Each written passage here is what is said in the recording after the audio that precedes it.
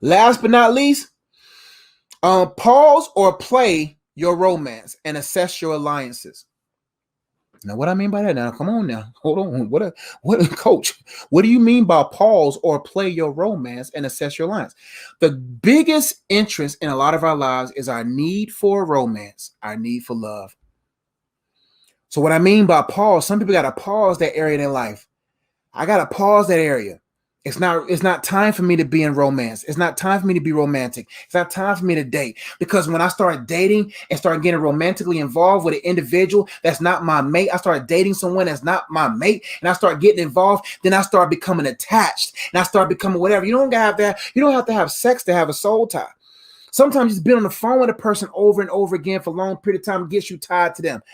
Being anything of long periods of time and intimacy beyond sexual, even before sexual intimacy, can lead to a soul tie. And so some of us, we just got to pause that area of our lives and say, you know what? I'm not going to open myself to be romantic. I'm not going to awaken that before it's time. I'm going to keep that where it needs to be. And those who are married, and to keep yourself guarded from satanic and demonic device, you got to increase the romance. You got to say, nah, I'm getting them pants, girl.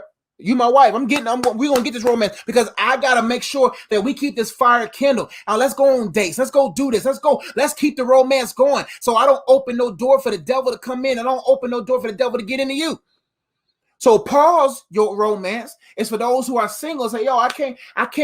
I'm not ready. I'm not wise. I'm not smart enough to be in a romantic relationship right now. No, I can't do it right now. Because if I do, I'm going to start getting tied to a person, and then their opinions start affecting my operations, and then their thoughts start affecting my thought patterns. And now we done got tied, and now there's a pathway through this person. And now when you get connected with a person, you connected to their tree. You connected to their family. You connected to their foundation. You connected to them.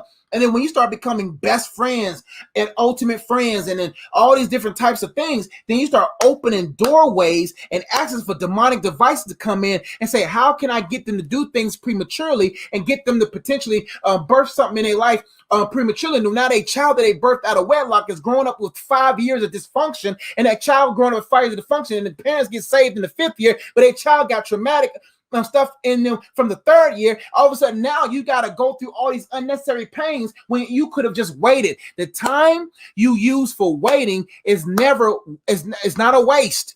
It's better to wait than to wish you had, because we know none of us is strong enough to be in certain environments with someone that's cute and handsome and smelling good and whatnot.